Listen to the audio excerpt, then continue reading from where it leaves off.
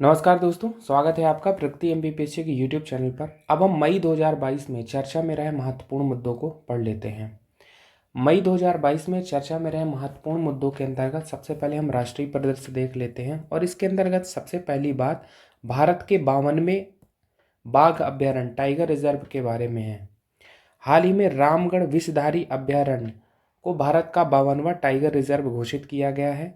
ज्ञात हो, रामगढ़ विषधारी अभ्यारण्य राजस्थान में स्थित है। तो इस प्रकार से राजस्थान में अब 4 टाइगर रिजर्व हो गए हैं, जिसमें Ranthambore tiger reserve, Sariska tiger reserve, Mukundra hills tiger reserve और चौथा रामगढ़ विषधारी अभ्यारण्य राजस्थान। तो हमारी एग्जाम में पूछा जा सकता है, सही जोड़ी मिलाने में एमपीपीएससी में प्रश्न विगत वर्षों में पूछे गए हैं, तो पूछा जा सकता है कि रामगढ़ विषधारी अभ्यारण्य और आगे संबंधित राज्य का नाम दे देंगे। या टाइगर रिजर्व के बारे में भी पूछा जा सकता है कि 52वां टाइगर रिजर्व कौन सा है। अब इसके बारे में थोड़ा और जान लेते हैं कि राजस्थान में ये जो रामगढ़ विषधारी अभ्यारण्य है, इसमें बाघों के साथ साथ भेड़िया, तेंदुआ, भालू, लकड़बग्घा, सियार, चिंकारा, नीलगाय, लोमड़ी आदि वन्य जीवों का भी आदर्श निवास स्थल माना जाता है। तो बाघ के लिए तो निवास स्थल है ही, ये अन्य जानवरों के लिए भी है। महत्वपूर्ण बात इसमें यही है कि हम ये जानें कि रामगढ़ विषधारी अभ्यारण्य अब भारत का 52वां टाइगर रिजर्व है और ये कहाँ स्थित है? राजस्थान में। अगली बात देखते हैं। अगली बात आईपीसी की धारा 124A से संबंधित है। हाल ही में सुप्रीम कोर्ट ने आईपीसी की धारा 124A पर अंतरिम रोक लगा दी है। अब हमारी एग्जाम में पूछा जा सकता है धारा 124A के बारे में। तो धारा 124A राजद्रोह कानून से संबंधित है, सेडिशन लॉ से संबंधित है। सुप्रीम कोर्ट ने 162 वर्ष पुराने राजद्रोह कानून पर अंतरिम रोक लगा दी है, जैसा कि अभी हमने जाना, और इस कानून पर केंद्र सरकार को पुनर्विचार करने का निर्देश दिया है। कब? 11 मई 2022 को। और पुनर्विचार की प्रक्रिया पूरी होने तक इस कानून से जुड़ी जो आईपीसी की धारा है 124A व्यवहारिक रूप से निष्प्रभावी और निष्क्रिय हो गई है। तो ये बातें हमें ध्यान रखना है। अगर पूछा जाएगा धारा 124A के बारे में, तो हमें ध्यान रखना है कि ये आईपीसी की धारा 124 है जो राजद्रोह कानून सेडिशन लॉ से संबंधित है। अब राजद्रोह या देशद्रोह का क्या मतलब है इस धारा के तहत, इसको थोड़ा हम समझ लेते हैं। तो धारा 124 राजद्रोह को ऐसे कृत्य के रूप में परिभाषित करता है जो बोले या लिखे गए शब्दों या संकेतों द्वारा या दृश्य प्रस्तुति द्वारा भारत में विधि द्वारा स्थापित सरकार के प्रति घृणा या अवमान या असंतोष पैदा करे या उसका प्रयत्न करे। तो इस कृत्य को क्या कहा जाएगा कि देशद्रोह है या राजद्रोह है। महत्वपूर्ण बात यह है कि धारा 124 पर सुप्रीम कोर्ट ने पुनर्विचार की प्रक्रिया पूरी होने तक अंतरिम रोक लगा दी है। हमें ध्यान रखना है धारा 124 आईपीसी की जो है वो राजद्रोह कानून से संबंधित है। चलते हैं आगे, अगली बात देखते हैं। अगली बात भारत के पहले अमृत सरोवर से संबंधित है। अगर आपके एग्जाम में पूछा जाएगा कि भारत का पहला अमृत सरोवर किस राज्य में स्थापित किया गया है, तो उसका उत्तर होगा उत्तर प्रदेश। तो हाल ही में भारत का पहला अमृत सरोवर उत्तर प्रदेश के रामपुर जिले के पटवाई में स्थापित किया गया और इसका उद्घाटन कब किया गया? 13 मई 2022 को। किसके द्वारा? देश के अल्पसंख्यक कल्याण मंत्री द्वारा। तो भारत का जो अमृत सरोवर है या अमृत सरोवर मिशन है, तो इसीलिए चर्चा में आ जाता है। तो हम जान लेते हैं मिशन अमृत सरोवर के बारे में। तो मिशन अमृत सरोवर इसका प्रारंभ कब हुआ? 24 अप्रैल 2022। 24 अप्रैल जैसा कि ज्ञात है कि ये पंचायती राज दिवस है। अगर पूछा जाएगा कि पंचायती राज दिवस कब मनाया जाता है, तो 24 अप्रैल को। तो उसी अवसर पर यह प्रारंभ हुआ। क्या उद्देश्य है? आज़ादी के अमृत महोत्सव के उत्सव के रूप में प्रत्येक जिले में 75 जल निकायों का विकास और उसका कायाकल्प करना। आज़ादी का अमृत महोत्सव, इसका क्या मतलब है कि हम स्वतंत्रता के 75 वर्ष को उत्सव के रूप में मना रहे हैं। तो उसी को यहाँ पर कहा जा रहा है कि आज़ादी के अमृत महोत्सव, यानी आज़ादी के 75 वर्ष। और इसी उत्सव में हम क्या करेंगे? प्रत्येक देश के प्रत्येक जिले में 75 जल निकायों का कायाकल्प करेंगे। तो यही इस मिशन का उद्देश्य है। कुछ लक्ष्य भी इसमें रखे गए हैं कि यह मिशन 15 अगस्त 2023 तक पूरा किए जाने का उद्देश्य बनाया गया है या लक्ष्य रखा गया है। क्या है लक्ष्य? देश में प्रत्येक जिले में 75 जल निकायों का कायाकल्प या विकास करना। एक और इसमें व्यापक उद्देश्य निहित है कि भविष्य के लिए जल संरक्षण भी किया जाए। अब इस लक्ष्य को पूरा करने के लिए 1 एकड़ या उससे अधिक के क्षेत्रफल में 50,000 जलाशयों का निर्माण किया जाएगा। इनमें से प्रत्येक अमृत सरोवर का जो क्षेत्रफल होगा वो 1 एकड़ होगा, जिसमें 10,000 घन मीटर की जल धारण क्षमता होगी। जैसा कि हमने बात की कि इस मिशन को पूरा करने का लक्ष्य क्या है? 15 अगस्त 2023। अब इसका नोडल मंत्रालय क्या है? नोडल मंत्रालय ग्रामीण विकास मंत्रालय, भारत सरकार। हालांकि 6 अन्य मंत्रालयों और विभागों को यह मिशन समन्वित करता है, जिसमें ग्रामीण विकास विभाग, भूमि संसाधन विभाग, पेयजल एवं स्वच्छता विभाग, जल संसाधन विभाग, पंचायती राज मंत्रालय, पर्यावरण वन एवं जलवायु परिवर्तन मंत्रालय। एक और बात इसमें महत्वपूर्ण है कि मिशन का तकनीकी भागीदार कौन है? Bhaskaracharya institute for space application and geo informatics. तो ध्यान रखना है इसे। महत्वपूर्ण बात यही है कि भारत का पहला अमृत सरोवर उत्तर प्रदेश में स्थापित किया गया है। तो मिशन अमृत सरोवर के बारे में ध्यान रखना है कि इसका प्रारंभ कब हुआ, क्या उद्देश्य है। पूछा जा सकता है कि अमृत सरोवर के अंतर्गत कितने जल निकायों का कायाकल्प करने की बात है। तो देश के प्रत्येक जिले में 75 जल निकाय। कब तक पूरा किया जाएगा? नोडल मंत्रालय क्या है? तकनीकी भागीदार कौन है? Bhaskaracharya institute for space application and geo informatics. ये बातें ध्यान रखती हैं। चलते हैं आगे। अगली जानकारी जम्मू कश्मीर विधानसभा सीटों के पुनर्परिसीमन से संबंधित है। हाल ही में जम्मू कश्मीर के परिसीमन के लिए परिसीमन आयोग की फाइनल रिपोर्ट आ गई है। कब? 5 मई 2022 में। और उसी के अनुसार नए परिसीमन के बाद जम्मू कश्मीर में विधानसभा सीटों की कुल संख्या 90 हो गई है। पहले संख्या 83 थी। अब हम जम्मू कश्मीर के लिए गठित परिसीमन आयोग के बारे में जान लेते हैं। जम्मू कश्मीर में परिसीमन के लिए परिसीमन आयोग का गठन कब किया गया था? मार्च 2020 में। मार्च 2020 में 3 सदस्यीय आयोग था, जिसकी अध्यक्षा थी न्यायमूर्ति रंजना प्रकाश देसाई। सुप्रीम कोर्ट की ये न्यायाधीश रही हैं। अन्य सदस्यों में सुशील चंद्रा और के शर्मा। सुशील चंद्रा मुख्य चुनाव आयुक्त रहे हैं और के शर्मा जम्मू कश्मीर के निर्वाचन आयुक्त। तो 3 सदस्यीय परिसीमन आयोग का गठन मार्च 2020 में किया गया। इसके कार्यकाल को 2 बार बढ़ाया गया और इसने अपनी फाइनल रिपोर्ट, जैसा कि हमने बात की, 5 मई 2022 को दी। अब जम्मू कश्मीर में इससे पहले वर्ष 1995 में परिसीमन किया गया था और 1995 में जो परिसीमन किया गया था तो उसका आधार 1981 की जनगणना थी। लेकिन जो अभी ये परिसीमन हुआ है इसमें जो आधार है 2011 की जनगणना को आधार बनाया गया है। अब हम जो जम्मू कश्मीर के संबंध में परिसीमन हुआ उसके बारे में हम कुछ और बातें जान लेते हैं, निष्कर्ष देख लेते हैं कि क्या क्या निष्कर्ष निकल के आए हैं। जैसे अभी हमने एक बात की कि नए परिसीमन के बाद विधानसभा सीटों की कुल संख्या कितनी हो गई है? 90। पहले ये संख्या 83 थी, यानी 7 सीटों की यहाँ पर वृद्धि हुई है। एक बात यहाँ पर ध्यान रखना है कि पाक अधिकृत कश्मीर की 24 सीटें इस परिसीमन में शामिल नहीं है। हमने कहा कि 7 सीटों की वृद्धि हुई है, 7 सीटों की वृद्धि हुई है। तो जम्मू कश्मीर में एक क्षेत्र है जम्मू और एक क्षेत्र है कश्मीर। तो जम्मू क्षेत्र में 6 सीटों की वृद्धि हुई है, वहीं कश्मीर क्षेत्र में 1 सीट की वृद्धि हुई है। ये बात ध्यान रखना है। एक बात और महत्वपूर्ण है इसमें कि पहले जम्मू कश्मीर विधानसभा में शेड्यूल्ड कास्ट के लिए 7 सीटें आरक्षित थी, वो अभी भी हैं। लेकिन एसटी के लिए कोई भी सीट आरक्षित नहीं थी। लेकिन इस परिसीमन के बाद अब एसटी के लिए 9 सीटें आरक्षित की गई हैं, यानी ये महत्वपूर्ण परिवर्तन है। वहीं एक और महत्वपूर्ण बात है कि कश्मीरी विस्थापितों के लिए भी 2 सीटें आरक्षित करने का सुझाव आयोग द्वारा दिया गया है और इन 2 सीटों में से 1 सीट महिला के लिए होगी। एक और बात इसमें महत्वपूर्ण है कि जम्मू कश्मीर लोकसभा सीटों की संख्या कितनी है? 5 है। अब ये 5 सीटें 2 सीटें जम्मू के लिए हैं, 2 सीटें कश्मीर क्षेत्र के लिए है और 1 सीट है अनंतनाग सीट। ये आधा हिस्सा जम्मू क्षेत्र का है और आधा हिस्सा कश्मीर क्षेत्र का है।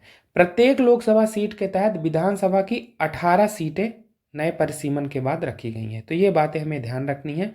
अगर पूछा जाएगा कि हाल ही में किस राज्य के लिए या किस केंद्र शासित प्रदेश के लिए परिसीमन आयोग का गठन किया गया था, तो उसका उत्तर होगा जम्मू कश्मीर। परिसीमन के बाद विधानसभा सीटों की कुल संख्या अब कितनी हो गई है, तो 90। ये विधानसभा सीटें हैं। लोकसभा सीटें हैं 5। किसकी अध्यक्षता में था, तो ध्यान रखना है रंजना प्रकाश देसाई, ये सुप्रीम कोर्ट की सेवानिवृत्त न्यायाधीश रही हैं। तो ये बातें हमें ध्यान रखना है। चलते हैं आगे। अगली बात देश में सड़क दुर्घटनाओं पर सड़क परिवहन एवं राजमार्ग मंत्रालय की रिपोर्ट से संबंधित है। वर्ष 2020 में देश में हुई सड़क दुर्घटनाओं के संबंध में ये रिपोर्ट है और इस रिपोर्ट का नाम है road accidents in India 2020 report. जैसा कि हमने बात की, जारीकर्ता कौन है, सड़क परिवहन एवं राजमार्ग मंत्रालय। अब हम इस रिपोर्ट के कुछ निष्कर्ष देख लेते हैं। जैसे इसमें पहली बात है कि वर्ष 2019 की तुलना में वर्ष 2020 में देश में सड़क दुर्घटनाओं व इससे होने वाली मौतों दोनों में ही गिरावट देखी गई है। अब अगर हम बात करें कि जानलेवा सड़क दुर्घटनाओं की संख्या में हमने बात की कि गिरावट हुई है, तो कितनी गिरावट हुई है, 12.23% की कमी हुई है 2020 के दौरान 2019 की तुलना में। 2019 में जानलेवा सड़क दुर्घटनाओं की संख्या कितनी है, लगभग 1,37,806। वहीं 2020 में संख्या कितनी है, 1,20,806। और इसीलिए हम कह रहे हैं कि यहाँ पर जानलेवा सड़क दुर्घटनाओं की संख्या में 12.23% की कमी आई है।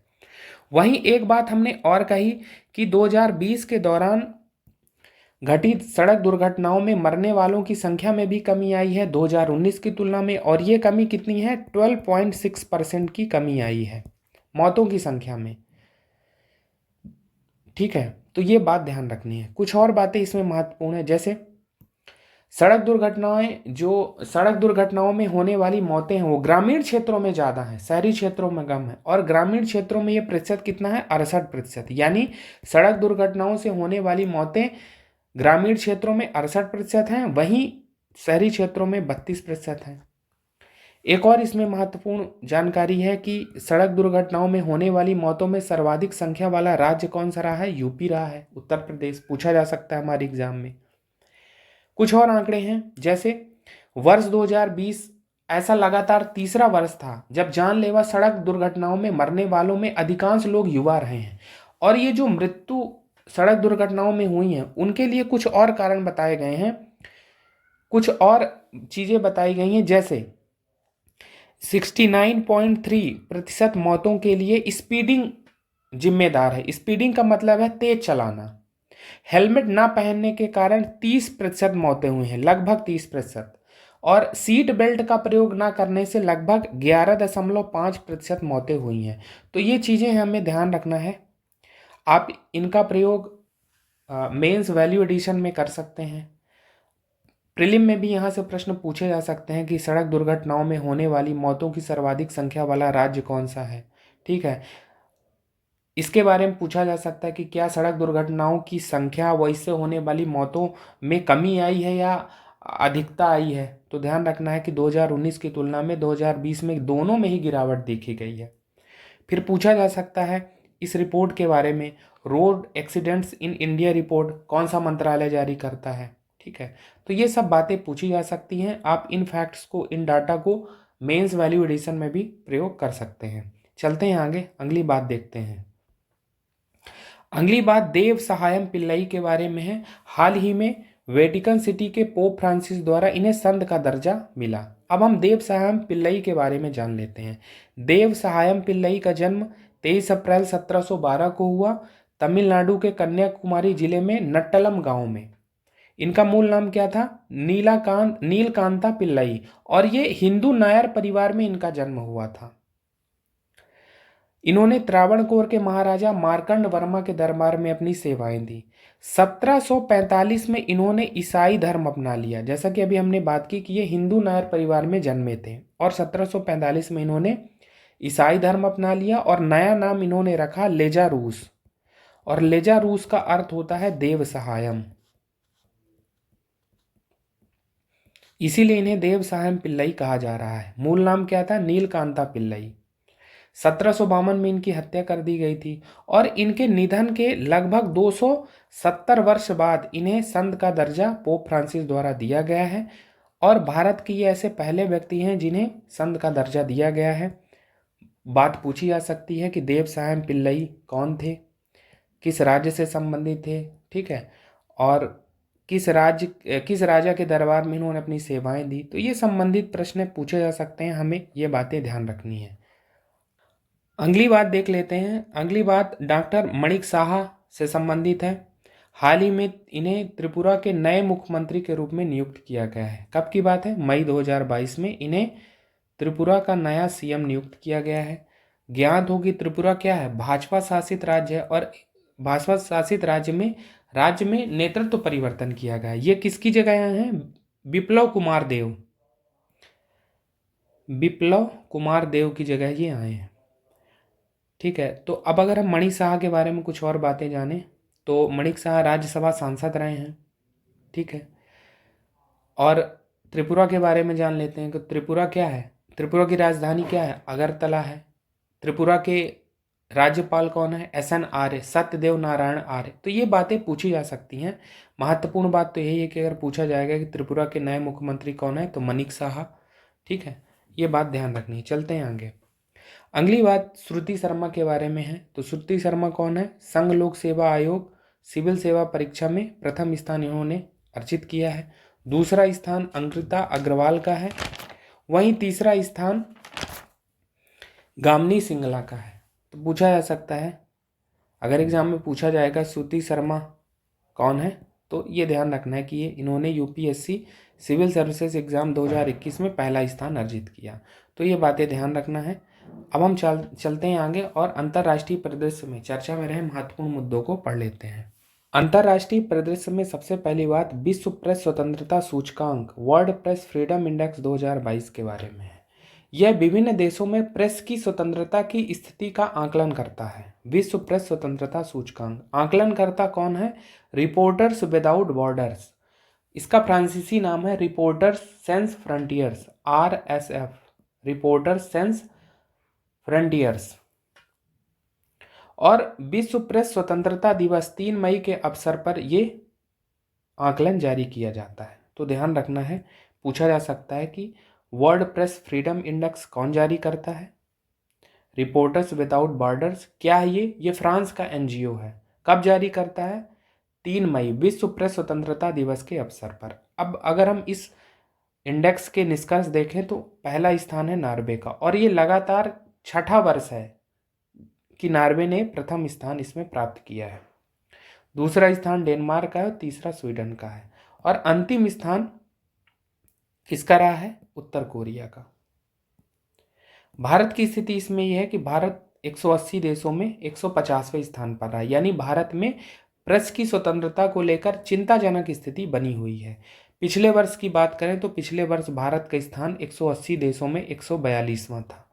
अब भारत की रैंक गिरी है, 142 से 150 पहुंची है। क्या कारण हो सकते हैं? तो रिपोर्ट में कुछ कारण बताए गए हैं, जैसे पत्रकारों के खिलाफ हिंसा में वृद्धि, राजनीतिक रूप से पक्षपातपूर्ण मीडिया में वृद्धि।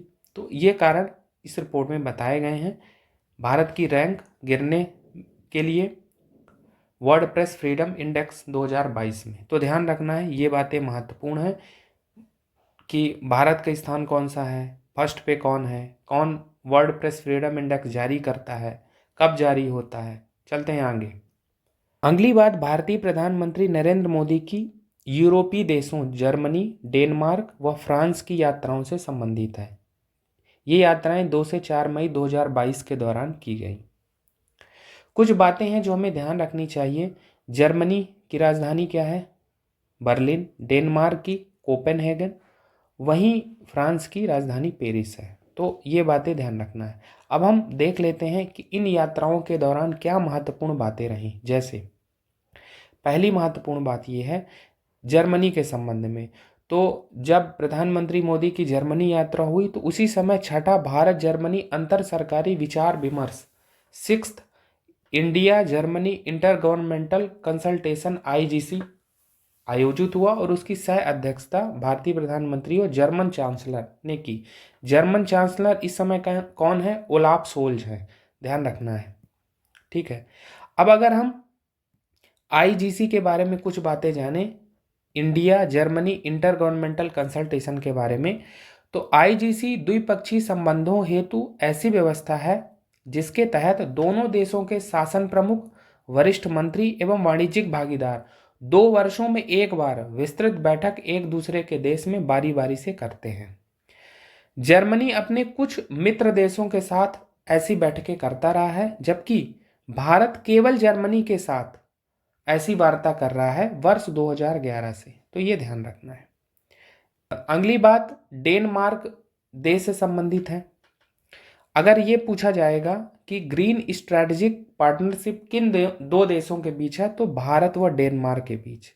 तो जब भारतीय प्रधानमंत्री ने डेनमार्क की यात्रा की 3 मई को, तो हरित सामरिक साझेदारी ग्रीन स्ट्रेटेजिक पार्टनरशिप की समीक्षा इस दौरान की गई। और भी बहुत मुद्दे हैं जिन पर बात हुई। अब ये ग्रीन स्ट्रेटेजिक पार्टनरशिप क्या है? इसके अंतर्गत ग्रीन ग्रोथ, क्लाइमेट चेंज, इन मुद्दों पर सुझाव लिए जाते हैं या इन मुद्दों पर सुझाव हेतु ये बनाई गई है। तो ये बातें ध्यान रखनी है।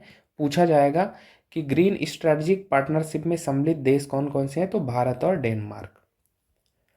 तो इस प्रकार से भारतीय प्रधानमंत्री नरेंद्र मोदी की जर्मनी, डेनमार्क व फ्रांस की यात्राओं से संबंधित ये महत्वपूर्ण बातें हैं। अब इसी दौरान जब उनकी डेनमार्क की यात्रा चल रही थी, तभी द्वितीय भारत नार्डिक शिखर सम्मेलन का आयोजन 4 मई 2022 को कोपनहेगन, जो कि डेनमार्क की राजधानी, वहां आयोजित किया गया। Second India Nordic summit. अब नॉर्डिक का क्या मतलब है, इसको हम समझ लेते हैं।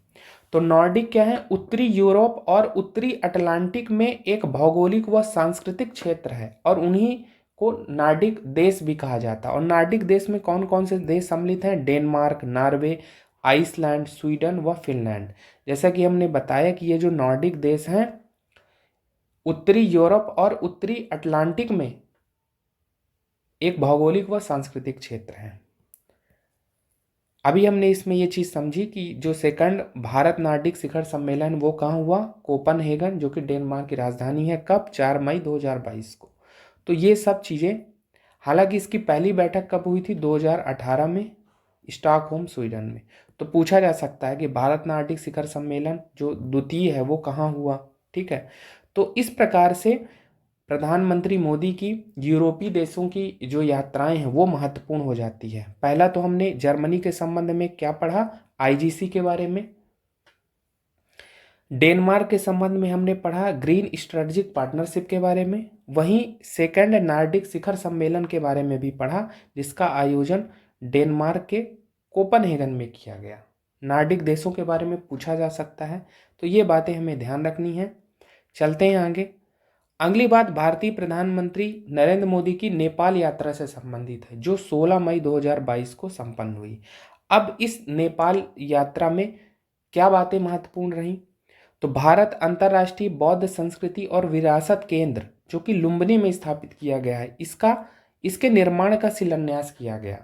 India international centre for Buddhist culture and heritage, इसका शिलान्यास लुम्बिनी में किया गया। अब इसका निर्माण कौन कर रहा है? तो इसका निर्माण भारत के सहयोग से हो रहा है। कौन कर रहा है? अंतर्राष्ट्रीय बौद्ध संघ नई दिल्ली द्वारा किया जा रहा है। तो ये बातें ध्यान रखनी है। पूछा जा सकता है किसके बारे में? India international centre for Buddhist culture and heritage, ये कहाँ स्थापित है? लुम्बिनी, नेपाल में। और कौन बना रहा है इसका निर्माण, कौन कर रहा है? तो IBC नई दिल्ली, इंटरनेशनल बुद्धिस्ट कन्फेडरेशन। तो ये बातें ध्यान रखनी है, प्रधानमंत्री नरेंद्र मोदी की नेपाल यात्रा से संबंधित है। अब हम चलते हैं आगे। अगली बात चौथे क्वाड शिखर सम्मेलन से संबंधित है, जिसका आयोजन टोक्यो, जापान में 24 मई 2022 को किया गया। क्वाड का मतलब यहाँ है क्वाड्रिलेटरल सिक्योरिटी डायलॉग, जिसका गठन 2017 में किया गया 4 देशों द्वारा, भारत, अमेरिका, जापान व ऑस्ट्रेलिया। अब ये क्वाड शिखर सम्मेलन की चौथी बैठक है। जैसा कि हमने बात की, इसका आयोजन कहाँ हुआ? टोक्यो जापान में 24 मई 2022 को। और इसी संदर्भ में भारतीय प्रधानमंत्री ने जापान यात्रा की 22 से 24 मई 2022 को। ठीक है, अब इस सम्मेलन की जो महत्वपूर्ण बातें हैं उसे ध्यान से पढ़ लेते हैं। जैसे पहली बात है, हिंद प्रशांत क्षेत्र में समुद्री गतिविधियों के नियंत्रण व निगरानी के लिए आईपीएमडीए की स्थापना की घोषणा इस सम्मेलन की प्रमुख बात रही। आईपीएमडीए का मतलब है Indo Pacific partnership for maritime domain awareness. क्या उद्देश्य है? हिंद प्रशांत क्षेत्र में समुद्री गतिविधियों का नियंत्रण या उसकी निगरानी, और इस क्षेत्र में अवसंरचना विकास के लिए 50 अरब डॉलर खर्च करने की बात भी कही गई है। तो ये बात हमें ध्यान रखना है आईपीएमडीए के बारे में। कुछ और बातें महत्वपूर्ण हैं। क्वाड का आगामी सम्मेलन कब होगा? ऑस्ट्रेलिया में किए जाने की सहमति इस सम्मेलन में बनी है। इसके अलावा भारत ने द्विपक्षीय वार्ताएं भी की, अमेरिका के साथ, ऑस्ट्रेलिया के साथ, जापान के साथ। तो ये बात भी ध्यान रखना है। एक और बात महत्वपूर्ण है हिंद प्रशांत आर्थिक फ्रेमवर्क समूह के बारे में। इंडो पैसिफिक इकोनॉमिक फ्रेमवर्क, इसकी स्थापना 23 मई 2022 को टोक्यो में अमेरिकी पहल पर की गई। और ये क्या है? आईपीईएफ ये एक आर्थिक सहयोग संगठन है। इसमें सदस्य देश कितने हैं? 13 हैं। 4 क्वाड के हो गए, 9 अन्य देश हैं। 9 अन्य देशों में कौन कौन से हो गए? न्यूजीलैंड, दक्षिण Korea, Singapore, Brunei, Malaysia, Indonesia, Vietnam, Thailand, Philippines. क्या उद्देश्य है हिंद महासागर आर्थिक फ्रेमवर्क समूह? जैसा कि हमने बात की कि ये एक आर्थिक सहयोग संगठन है, अमेरिका की पहल पर स्थापित किया गया है। कब स्थापित किया गया? 23 मई को। अभी हमने पढ़ा कि 24 मई को क्वाड शिखर सम्मेलन, यानी क्वाड शिखर सम्मेलन के एक दिन पूर्व इसकी स्थापना की गई है, इंडो पैसिफिक इकोनॉमिक फ्रेमवर्क की। तो इसका उद्देश्य क्या होगा? जो इंडो पैसिफिक क्षेत्र है उस क्षेत्र की स्थिरता एवं समृद्धि को बढ़ाना। आर्थिक सहयोग संगठन है। फिर चीन की जो बढ़ती आक्रामकता है उस पर भी नियंत्रण का एक प्रमुख उद्देश्य है। तो हमें ध्यान रखना कि अगर पूछा जाएगा इंडो पैसिफिक इकोनॉमिक फ्रेमवर्क के बारे में, तो अमेरिका की पहल पर स्थापित एक आर्थिक सहयोग संगठन है। सदस्य देश 13 हैं। 4 क्वाड के हो गए, 9 अन्य देश हो गए। क्वाड शिखर सम्मेलन की एक महत्वपूर्ण बात आईपीएमडीए है, उसके बारे में ध्यान रखना है। चलते हैं आगे, अगली बात देखते हैं। अगली बात, भारत के राष्ट्रपति श्री रामनाथ कोविंद की जमैका व सेंट विंसेंट एवं ग्रेनाडीन्स, जो कि कैरेबियाई देश हैं, उनकी यात्रा से संबंधित है। भारतीय राष्ट्रपति की कैरेबियाई देशों की ये यात्रा कब हुई? 15 से 21 मई 2022। एक बात ध्यान रखना है कि ये भारत के किसी राष्ट्रपति द्वारा इन 2 देशों की यह पहली ही यात्रा। 2 देश कौन से हैं? जमैका, जिसकी राजधानी, जमैका की राजधानी क्या है? किंगस्टन। ये ध्यान रखना है, पूछा जा सकता है। जमैका की राजधानी किंगस्टन। वहीं सेंट विंसेंट एवं ग्रेनाडीन्स, इसकी राजधानी क्या है? किंग्सटाउन। ठीक है, तो इन 2 कैरेबियाई देशों की यात्रा भारतीय राष्ट्रपति ने की है, ध्यान रखना है। कब की है? मई 2022 में। चलते हैं आगे, अगली बात देखते हैं। अगली बात, फिनलैंड व स्वीडन द्वारा नेटो की सदस्यता हेतु औपचारिक आवेदन किया गया है, इससे संबंधित है। फिनलैंड व स्वीडन, जैसा कि हमने बात की कि एक नॉर्डिक देश है। नॉर्डिक का मतलब है उत्तरी यूरोप व उत्तरी अटलांटिक में एक भौगोलिक व सांस्कृतिक क्षेत्र। तो फिनलैंड व स्वीडन द्वारा नेटो की सदस्यता हेतु औपचारिक आवेदन किया गया। हमारे एग्जाम में पूछा जा सकता है हाल ही किन देशों द्वारा नेटो की सदस्यता हेतु औपचारिक आवेदन किया गया है। नेटो के बारे में हमने पूर्व की कक्षाओं में पढ़ रखा है। नेटो का मतलब है नॉर्थ अटलांटिक ट्रीटी ऑर्गेनाइजेशन, इसलिए यहाँ पर ज़्यादा डिटेल में नहीं जा रहे हैं। हम बात करते हैं नेटो की सदस्यता से संबंधित जो फिनलैंड व स्वीडन का आवेदन है। तो इनके आवेदन का टर्की द्वारा विरोध किया जा रहा है। एक बात यहाँ पर ध्यान रखना है कि नेटो का संविधान कहता है कि किसी देश को इस संगठन की सदस्यता अगर प्राप्त करना है तो शेष सभी सदस्यों की सहमति आवश्यक है, और टर्की द्वारा इन 2 देशों का विरोध किया जा रहा है। तो महत्वपूर्ण यह है कि हम ये जाने कि क्यों विरोध हो रहा है। तो टर्की का कहना है कि दोनों देश फिनलैंड व स्वीडन कुर्द आतंकवादियों को आश्रय देते रहे हैं और कुर्द जो आतंकवादी हैं वो टर्की के विरुद्ध गतिविधियां चलाते हैं और इसीलिए टर्की द्वारा विरोध किया जा रहा है। तो ये बातें तो हमने थोड़ा कहानी जानी। महत्वपूर्ण बात इसमें यही है कि हम ये जानें कि फिनलैंड और स्वीडन ने नेटो की सदस्यता के लिए औपचारिक आवेदन दिया है मई 2022 में। तो इस प्रकार से आज हमने राष्ट्रीय और अंतर्राष्ट्रीय परिदृश्य में चर्चा में रहे महत्वपूर्ण मुद्दों को पढ़ा। तो आज की क्लास में फिलहाल इतना ही। धन्यवाद।